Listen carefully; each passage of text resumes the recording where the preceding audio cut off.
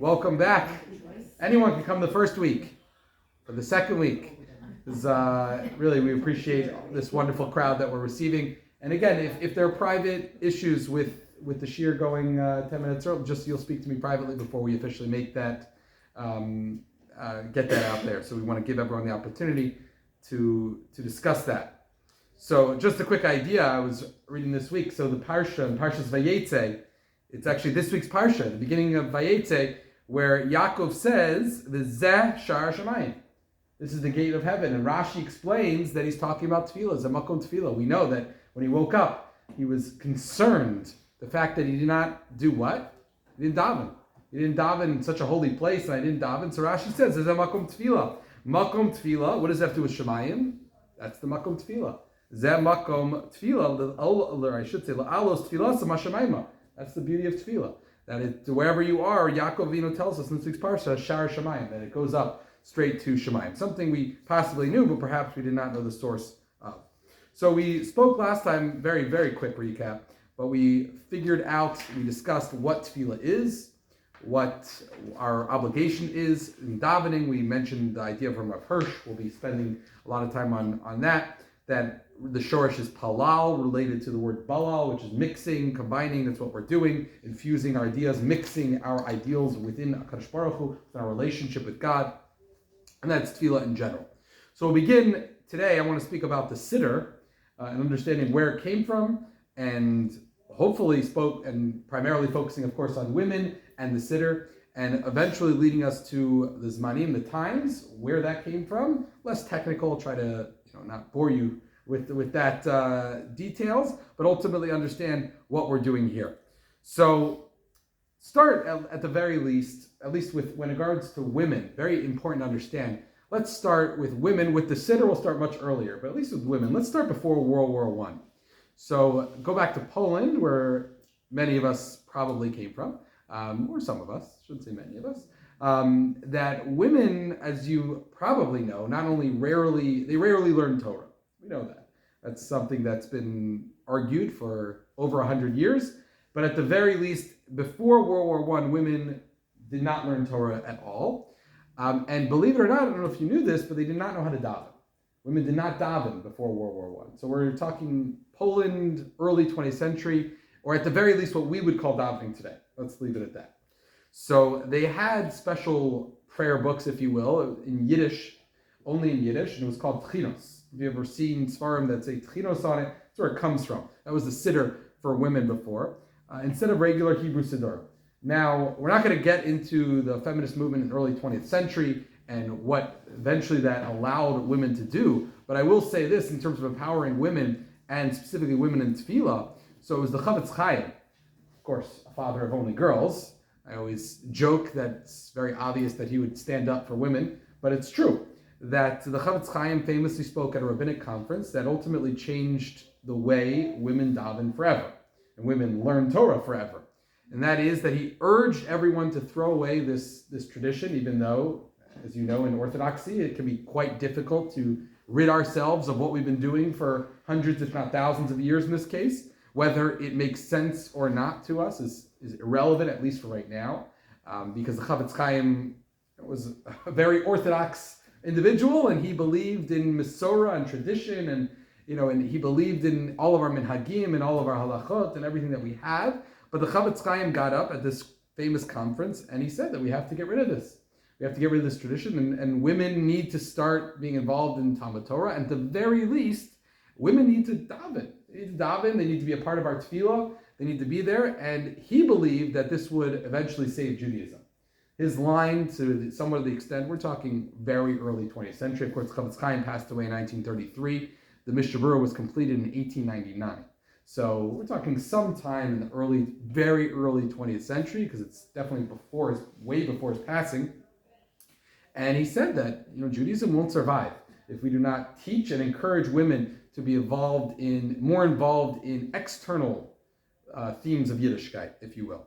So his argument, interestingly enough, remember, he's dealing with a halachic level. He's dealing with a bunch of rabbis. So he can't just say, I have daughters and I believe it's the right thing. You have to understand your crowd. The brilliance of the Chavetz Chaim, his logic was as follows. He said that if you allow a non-Jewish woman to convert, so what are you going to teach her? You allow a non-Jewish woman comes to your door and to convert, she wants to be a Giores, so what are you going to teach her? You're going to teach her how to daven, teach her how to learn Torah.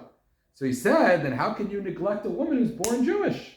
A woman who's born Jewish has the same, more rights, if that, at the very least, the same rights as a woman who comes knocking on your office door asking to convert. So they thought about it, and this conversation led to the Beis Yaakov school system being developed, being invented. This is before World War I in Poland, right before World War I. Unfortunately, the Beis Yaakov system in Poland, of course, we know did not last long, only about 20 years or so before it was completely annihilated. But what we have today in America is a very small idea within the Beis Yaakov movement that was ultimately, if you really think about it, founded by the Chavetz Chaim. We know, of course, about Rabbi Sarah Shiur and her incredible, way about 60 years before her time, and her understanding in Jewish femininity, I should say, in terms of understanding what women had to do and what women should accomplish within the orthodoxy, that they were, she was at a point as a very right-wing individual that she felt that, women were just, not a part of the conversation. They weren't invited to the dinner table. They weren't invited, that's an expression, obviously. And she vehemently argued that and said that we have to teach our girls, they have to be educated, and ultimately led to the Beis Yaakov school system. Amanda remembers when she went to one of the highlights of her March of the Living trip, where she went to Poland, where, one of her teachers from the Beis Yaakov school system broke down crying, just thinking of the fact that she was sitting in the same room that Sarah Shiur ultimately started the Beis Yaakov school system. That was one of the places on the trip they went to. So ultimately, this is, when we speak about feminism, we speak about feminists, right, from at least from my perspective, some of my heroes, people who went out of there and decided, and they said, this isn't working. This is not right. This is, women need to be empowered. Women need to be davening, learning. They need to be involved in our Yiddishkeit, our external focus of Yiddishkeit. In those days, as we're going to see, was a lot of internal. And the Chavetz Chaim started this and ultimately led to what we know as women's Sidurim. Obviously did not exist before the Chavetz Chaim's rabbinic conference that day, about 100 years ago or so. Okay, so let's talk about the Siddur. Siddur comes from the word sader, right? Samach Daled Reish, literally means seder, to organize. Right, we know from Pesach Seder we're organized. That's the whole point of the Pesach Seder. We have very specific organizational tools that we need to get to that evening. So the Siddur organized the prayer service, the Tefilah for Bnei Yisrael. That was the goal of the Siddur, to organize us and tell us what to say. We just didn't know what to say. The Rambam says that davening used to be where everyone expressed the ideas of Tefilah in their own words, very internal. Very as best they could. That's what it was. Which I know we're thinking, that sounds like a great idea. That sounds like something we should do. And the Rambam says that is an ideal way of life, except we're going to see there were problems, that not everyone could do that.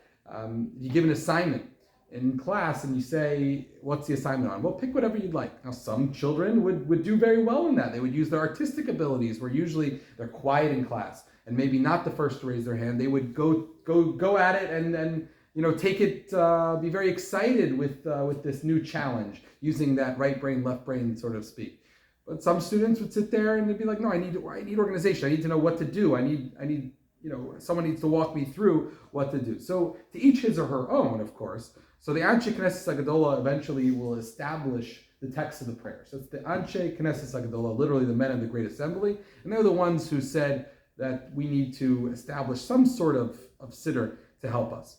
But the Siddur, interestingly enough, was still not written down. Even after the Anshe Knesset Hagadola established the Siddur, it wasn't actually written down. And this is obviously well before the printing press. Even before that, you could still write it down. It would take a long time. It would be maybe a life's work. But you still wrote it, as we're going to see. It was still written down. But at this point, it wasn't written down. The Gemara in Brachos says that Shimon ha-Pikuli, a Tana, a rabbi from the Mishnah, his dear Shmona Esrei Brachos of Rabbi Gamliel al Seder B'Yavneh. Shimon ha-Pikuli had to reinstitute the order of the Brachos of Shmona Esrei because people were forgetting them. So they didn't write it down. We'll see why in a minute. They didn't write it down. Shimon HaPikuli said, they completely forgot, so they had to redo it. I don't know if it was where they were and what they were forgetting, but that's what happened. So when did they actually write down the Siddur? So it was many centuries later. We only have proof as early as the Gaonim, which is really around maybe the 9th century, 8th, 9th, 10th, that range. That's the probably when the Siddur was written down. So we're talking a long time, where from the time of the Mishnah, the time of the destruction of the second Beis Hamikdash, let's say, we're talking could be 800-900 years where they did not have written Siddurim. Men, women, children, everyone. Again, understanding Torah Sheba'al Peh, the oral law in general, which was passed down for many years, but that stopped. Rabbi Yehuda Nasi, who compiled the Mishnah in the time of the Mishnah, wrote the Mishnah, ultimately. So he was the one who put a stop to the oral law only being taught orally, because everyone was forgetting the Torah. Of course, they were forgetting a significant percentage of the Torah Sheba'al Peh, the oral law. So, but we're talking 700-800 years, let's say, to be safe, 750-800 years, where they did not have written Siddurim, where they were still davening, after the Beis Hamikdash was destroyed. So the goal, why did they write it down at this time? Interestingly enough, it's not what you think, where they were writing it down because people were forgetting the Tefilah. That wasn't the concern. The concern was, the reason why it started getting written down were the Gaonim, it's the time period we're dealing with, they were writing it down to focus on the halachos of davening. They were like writing letters to each other, talking about davening. So when they would write the letters, the questions they were asking each other, they would write down that part of davening. And so eventually someone came together and wrote down everything they were saying and made it into a siddur. But the reason why it was initially written down, it was to discuss the halachos, if you will. That was the only reason it was written down. So how do we daven before a siddur? The Rambam alluded to it in Parak Aleph, Mishnah, or Halacha Dalet in Hilchos Tefilah. But by the first Beis Hamikdash, let's say, we don't have much source before that, we'll start from there, they made up their own prayers. Made it up, go to a room and pray. Okay, that's what they did. You can see there are probably pros and cons for that. You can start to think, about, you tell your child or grandchild, say, go, you, daven. Okay, what am I supposed to do? Who has no idea how to daven, let's say, young child. Okay, I don't know, pray, think about what you need, There could be a pro, there could be a con, there could be a lot of pros, there could be a lot of cons there. They made up their own prayers. They did not yet daven using a formal text. That was clear with the Beis Hamikdash. What did Shmona Esrei look like? Which we're going to be focusing on primarily this year. So Shmona Esrei looked like during the first Beis Hamikdash. So that same halacha in the Rambam says it was a fluid prayer. There was a certain framework to be followed, mind you. There was definitely a framework, even in the time of the Beis Hamikdash, but it's kind of whatever you felt, whatever you were feeling. They used the framework, of course, that we're going to discuss, of praise, of petition, of thanks, which is the 3 parts of Shmona Esrei. Of essentially every Shmona Esrei, there are 3 parts. We'll see the difference in Shabbos Yom Tov versus the weekday. But at the very least, right now we're speaking about the weekday, where you have the same 3, same first 3, same last 3. The middle's the different, whether it's Shabbat, Chagim, or weekday. So the middle 3, petition, are the 13 brachos that we have on the weekday. It gets you to 19. If you had a hard time, if you had a difficult time expressing your ideas and your thoughts, so then you said a very short tefillah. That's what you did. You said a very short prayer. That was your tefillah for the day. You had too much on your mind and you just couldn't possibly sit there and focus on prayer. That's what you did. You had a very quick tefillah. And if for whatever reason you had a lot of time off of work or whatever it was, you could express your thoughts more eloquently, then you would say a longer tefillah. That's how it worked in the time of the Beis Hamikdash. Now, before the first Beis Hamikdash, here's where the problem happened. Before the first Beis Hamikdash was destroyed by the Babylonians, so we knew that we were incredibly capable of expressing ourselves freely in Hebrew. We were educated, we had everything we needed to express ourselves perfectly. Where did the problem lie? The Churban, Habayis Harishon, during the first destruction, took away a lot of things, aside from could be as many as 1.2 million people, but one of the many tragedies of the Churban that ultimately we commemorate on Tisha B'Av is that during the first Babylonian exile, so there was a 70-year period, which of course ended with the building of the second Beis Hamikdash, with Esther, Queen Esther's son, with ultimately helping us build the Beis Hamikdash. They lost that skill. So the 70-year time period, which is about 4 generations, 3 or 4 generations if you think about it. So there was a tremendous amount of assimilation. So among many other tragedies that took place when the Beis Hamikdash was destroyed, assimilation was incredibly rampant, and ultimately our Jewish education was awful. Our Jewish identity was lost.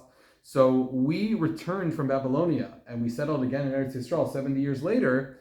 The Anshe Knesset Hagadola had to fix most of the texts of the Tefilah because we did not have any Hebrew education. Those 70 years, those generations had very little education, and it was almost impossible to daven or to even speak Hebrew, according to some witnesses we had. They barely knew Hebrew at that point. So we went from, unfortunately, I wouldn't say the highest of the highs, but in terms of educating ourselves, we lost ourselves tremendously. And if nothing else, we learned the ability of the Jewish education, of how far we went in only a 70-year period, which is, as we know, not a long time at all for us to lose an education, to lose almost our Jewish identity. So at that point, they said, okay, we need to have this fixed text. Let's get to Shema. That was Shemona Esrei. So let's talk Shema Shemona Esrei. We're going to be going back and forth throughout the year, but Shema and Shemona Esrei is really part A and part B. Different responsibilities, different obligations. Don't get me wrong, but those are the two main. What I mean by part A and part B is, well, first of all, at least during Shacharis, they need to go together. They're very important that it's part A and part B in that respect. But also there are two main components. They are the two main components of Shacharis. We have Shema, Kriyas Shema, we call it, and its brachos, before and after, and the 19 brachos of Shemona Esrei. As we've noticed, as we mentioned, 19, it should be called Tisha Esrei. It was Shemona Esrei, it was 18 brachos. They kept the name, they thought it was catchy, right? They thought it was cute. Now, I don't know whether they kept the name. They could have called it Tisha Esrei, or that they called it the Amidah, because that's more correct. It's technically incorrect to say Shemona Esrei when there are Tisha Esrei brachos. But nonetheless, they kept the name. It was catchy. So Shema, as we mentioned briefly last week, we proclaim to all that we have accepted the Ol Malchus Shemayim, the yoke of divine kingship. That's the goal of Shema. Shemona Esrei, we declare our dependence on HaKadosh Baruch Hu. That's the goal. That's what we said last week. That's what we're doing by standing in front of God. Okay, our requests in Shemona Esrei are demonstrating that without Hashem, we could simply not exist. So that's the goal. A little different. Shema versus Shemona Esrei, the Ol Malchus Shemayim, the Daleth Mimiyata Omed. We'll be speaking about that a lot coming up. Just a brief introduction about that. Now, Shema, interestingly enough, has always been said, I shouldn't say always, has been said the same way, at least since the time of the first Beis Hamikdash. That has never changed. The time of the first Beis Hamikdash, because essentially it's all psukim from the Torah anyways. So it's all psukim from the Torah, so that clearly hasn't changed. At least not has not changed the last 2,000 years. Shemona Esrei, as we said, was the more individualized tefillah. That was the more time in the analogy of you and the king. So you had the opportunity to speak one-on-one. So that was what Shemona Esrei was. Shema was not necessarily that wasn't the goal of Shema. Makes sense now why Shema is before Shemona Esrei, if you think about it, because Shema, you need to understand who you're davening for before you go before the king. So you need to accept the Ol Malchus Shemayim before you step foot in the king's palace or wherever. And as we mentioned, Shemona Esrei has 3 components. We first have to praise God. That's the Shevach. We bring our requests before Hashem. That's the Bakashos. That's the middle part of Shemona Esrei, which of course gets thrown away, or I shouldn't say that, discarded on Chagim and Shabbatot, on Shabbos and Yantiv, when it's inappropriate to be asking for personal Bakashos within reason. So that's why on Shabbos Shemona Esrei we take away the middle paragraphs, which is 13 brachos, and we replace it with 1 for Shabbos or for Yantiv, depending on what day it is. That's what the middle part is, the bakashos, the requests. And finally, we express our gratitude.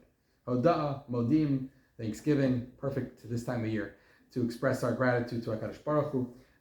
That is the end. So it's praise, requests, thanks. They used to formulate the prayer, as we said, according to his or own style or devotion. That was totally subjective, however you want to organize, however you want to, put it together. That's we encouraged individuality a lot more. It's like Amanda used to say when she started working at Beis Yaakov in Baltimore. So they had, she said she could tell a lot about the student by their knee socks. Why? Because that was the only thing that wasn't part. The dress code was they had to wear knee socks, or whatever it was. I don't even know, ankle socks, whatever. I think it was knee socks. So what was it? But the knee socks, the color of the knee socks, they could pick. So the individual, she used to always, tell them how beautiful it is that, this one picks it. First, third grade, whatever it was, who went out of their way, and you could tell a lot about their personality, generally speaking, from a psychological perspective, based off their knee socks. Not in a negative way, only in the positive. We could see that this is the way that these girls could express their individual identities, outside, within the realm of a dress code. And you could think whatever you want about knee socks and dress codes in general, and children, that's fine. That's a debate for another time. But ultimately understanding that everyone had the opportunity and the responsibility to express themselves in their own way. And I thought it was beautiful just to understand where these girls were coming from. And, most of them, probably even the first graders were, I imagine, if not being dressed by their parents, at least their clothes were picked out by their parents. But ultimately, it's a beautiful way of understanding where you would have in this case, the Tefilah, but in that case, the external Yiddishkeit expressed in her own style or devotion. So that's what Shemon Esrei was. It was your opportunity to formulate your Tefilah according to the way, wherever you were holding, so to speak. Okay, the Gemara in Brachos says that Samuch Geula LaTefilah, it's a phrase we'll be mentioning, that essentially means that Shema and its brachos need to be right before Shemon Esrei. Geula, which is, of course, one of the last brachos of Kriyat Shema, Ga'al Yisrael, so that needs to be immediately preceding Shemon Esrei. So we need Shema, its brachos, Shemon Esrei. Now, originally, they were two separate parts.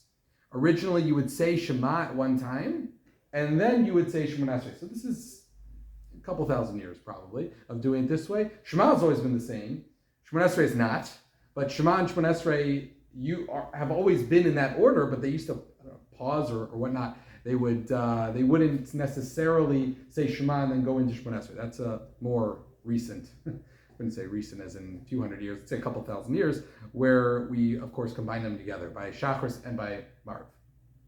Okay, let's talk a little bit about the times of davening. Probably won't finish all of it today, but just things that I think are incredibly important to understand. So we know we have 3 tefillos every day, Shachris, Mincha, and Marv.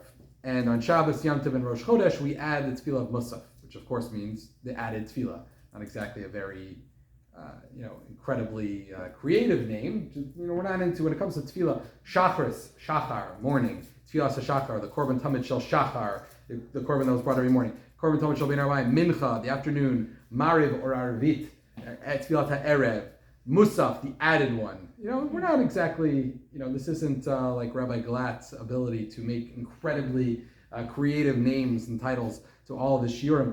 That wasn't the goal of the naming of similarly like the Parshios, right? The Parshios, how do the Parshios get their name? It's either the first word of the Parsha, first person mentioned the Parsha, or the first word that wasn't in a previous Parsha, right? Because we have this week's Parsha Noach should have been Toldos.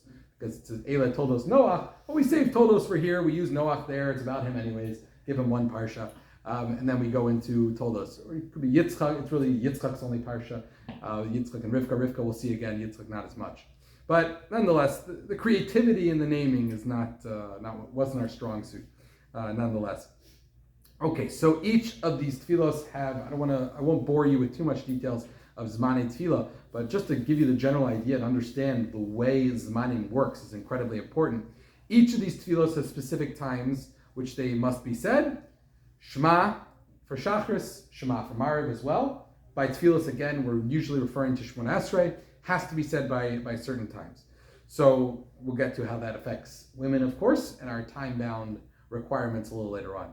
But time in halacha, what is important to know, follows its own rules, right? So math in the Gemara follows its own rules.